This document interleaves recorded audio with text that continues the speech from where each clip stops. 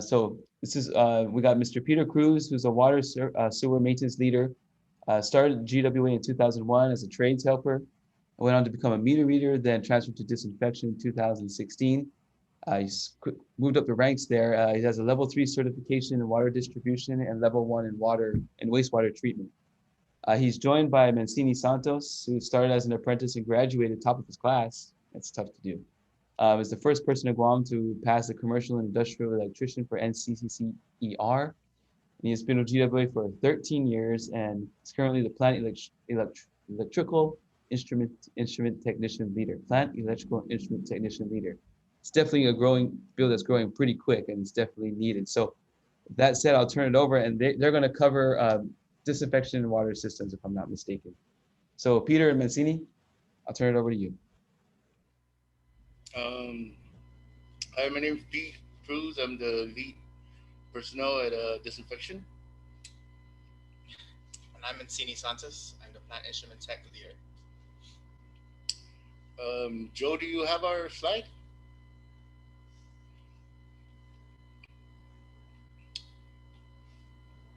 Yeah, I have it up. All right, can we switch to the next slide? Okay, today's agenda will be giving some background information. We'll talk about typical schematics of the chlorine piping and the chlorine system, procedures we use for replacing empty cylinders. We'll give you an example of a well D17 chlorine system, and we'll also be touching on some or giving a little information on our how we handle our chlorine spill in the event of a chlorine spill. Can we switch to next slide? Background information. GWA operational production, we have on average 90 wells active, 10 on average standby. Type of chlorine gas system we use is chlorine gas. Our monthly chlorine costs about 75,000, and total annual close to $1 million, about $1 million of chlorine. Can we go to the next slide? This is the typical schematics of a chlorine piping system.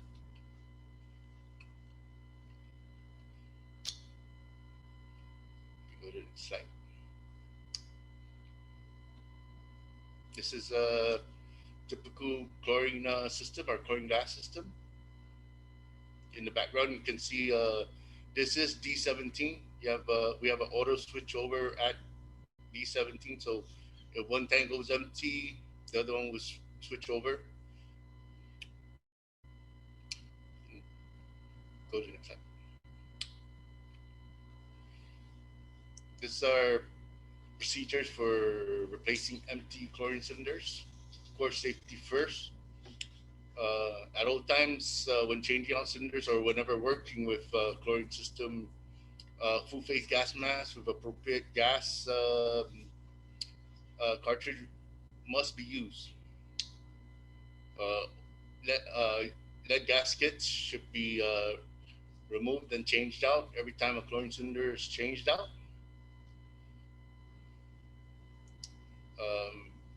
Operators will also inspect our inlet filters to ensure that if it needs to be replaced, replace it. Sometimes we get some debris buildup on it. Always make sure the chlorine gasket seating is clean and there's no old gasket pieces on it. Change out. Change it or replace the lead gasket with a new lead gasket at all times. We never reuse gaskets. Open chlorine cylinder quarter turn. After that is all done, operators must ensure that the chain is hooked up when they install a new chlorine cylinder, and always verify when activating the system at all joints that there is no chlorine gas leak. Next slide. This is a well data. This is D17. This is a well data plate. The background is D17. That is the well example we'll be using. Okay, next slide. This is the chlorine piping system for D17. There's two booster pumps. One pump is it can be used either as a backup pump, or you can switch them over at different times to give one pump a break. We can switch to the next slide. And this also is the chlorine system at D17. Auto switch over. We use Denora. I know they look like they're different, but they are NXT3000s, both of them. Denora bought Capital Controls. So they're actually both, there's no difference between them. They just got different names, but they're both exactly the same regulator. You can switch sides. Safety procedures in the event of a chlorine spill. Of course, call 911, make all the make emergency responders fully aware of the situation and the location. Notify management of the situation. Maintain a secure area around the leak within a reasonable safe distance. Inform and evacuate residents within the hazardous area with assistance from fire and police department. Observe and report findings from a safe distance. Disinfection crews will take necessary action to safely and effectively secure leak. When leak is secured, notify 911 and all emergency responders and GWA management as required. Let's switch to the next slide.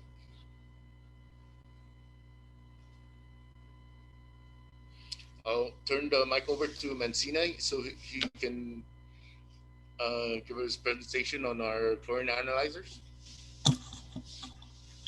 Thank you, Pete. Well, I will go over what instrument we use for compliance monitoring in regards to the chlorine system.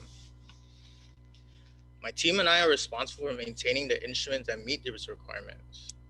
And the instrument we use is the HAWK CLF10 to continuously monitor the pH, free chlorine, and temperature of the water we are distributing. And a while back, we did a pilot test project with 3 different brands of chlorine analyzers, and the HAWK was what we chose. We chose the HAWK brand because of its reliability and friendly user interface. Anyways, we use the HAWK analyzer to take a sample, and it logs it down every 15 minutes. The chlorine analyzer also helps us from overfeeding and underfeeding the well, overfeeding and underfeeding chlorine to our customers. When either happens, chlorine analyzers will deactivate the well, and once the issue is corrected, the analyzer will allow the well to reactivate.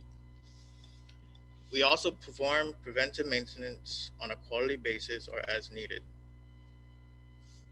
And at the end of January, we will have replaced 30 chlorine analyzers with new ones due to old age. At our current state, we have 93 analyzers online and 15 offline. Next slide, please. Here's a picture of what we have actually out there in the field. So on the actual picture on your right hand side, that's a bubble trap we added, just so it gives us a better sample reading, so no air is introduced into the line. And thank you. That's all. And I'll hand it back to Pete.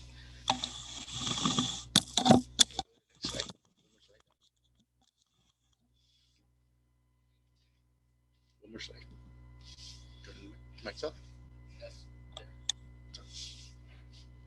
Okay. Just give you some history of a chlorine spill in Guam. The last major chlorine spill that we had was in 2005, December 7th. You want to switch to? Can we switch to the next slide? Okay. Um, when on December 7th, contractors for the military reported chlorine leak at Air Force Booster Pump Station 2. GWA Emergency Chlorine Response Team was dispatched. Residents were evacuated, traffic rerouted. The GWA chlorine response crew was able to enter the building, secure the leak, the leaking chlorine cylinder. It was found that 13 pounds was unaccounted for and presumed leaked. No injuries or casualties were reported.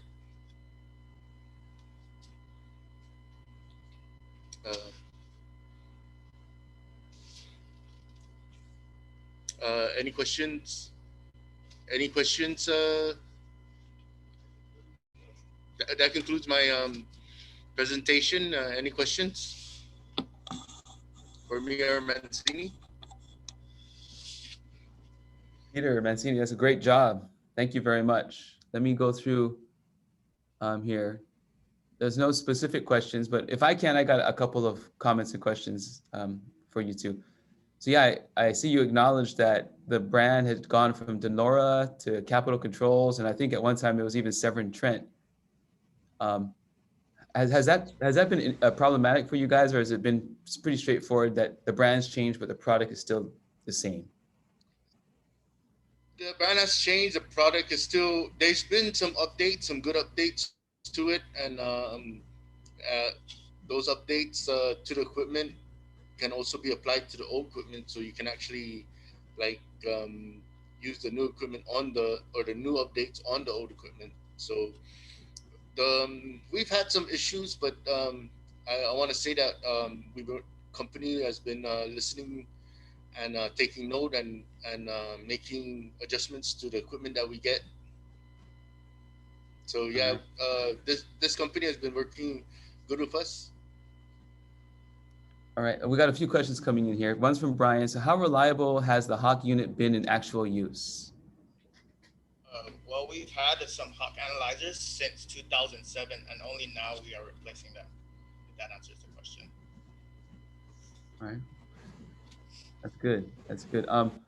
Guys, is there any pilot studies out there? I know on Guam we've tried out like hypochlorite systems and other types of disinfection. Have you guys ever tried piloting different types of chlorine systems other than chlorine gas?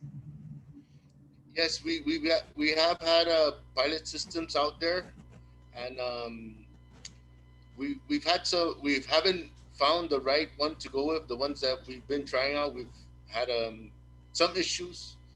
A lot of it is there's a lot more maintenance issues with using those type of chlorine system, whereas gas is with our experience is this the maintenance issues is not as great as with those other.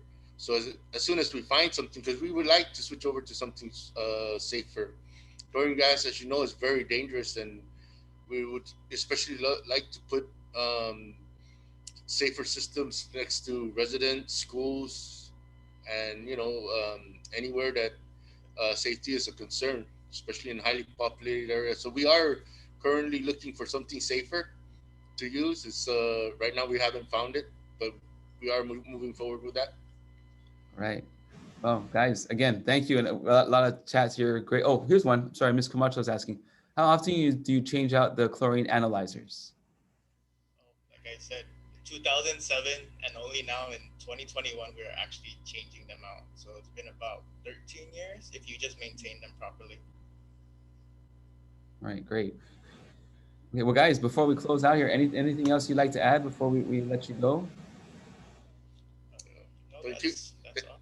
Thank you for being invited to share our experience and our knowledge, and thank you all for sharing yours. Well, thank you for keeping our drinking water safe. Oh, You're welcome. I'm sorry. Let's backtrack. I'm sorry. One just came in, guys. Sorry about that. How do you calibrate the analyzers?